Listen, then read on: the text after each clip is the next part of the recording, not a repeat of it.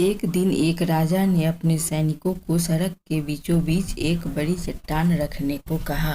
चट्टान बीच में रखकर उसने अपने सैनिकों को कहा कि इसे छिपकर देखो और नजर रखो कि इसे कौन हटाता है। लोग उस जगह पे आते रहे जाते रहे, लेकिन किसी ने भी उस चट्टान को हटाने की कोशिश नहीं की।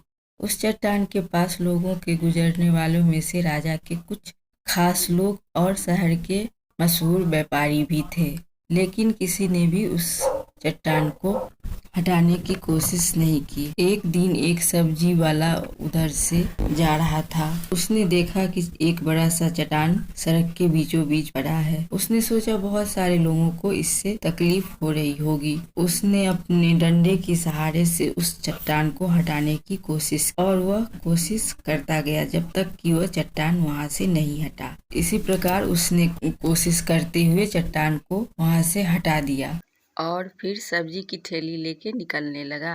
जैसे ही वह वहां से जाने लगा, उसे एक पोटली नजर आई जो चट्टान के ठीक नीचे पड़ी थी। उसने उस पोटली को खोल के देखा तो उसमें बहुत सारे सोने के सिक्के और एक राजा का लिखा हुआ उसमें संदेश, जिसमें लिखा हुआ था कि जो भी इस चट्टान को हटाएगा ये पोटली उसकी होगी। वह बहुत खुश हुआ और उस पोटली को और अपनी सब्जी की टोकरी को लेके वहां से चल पड़ा।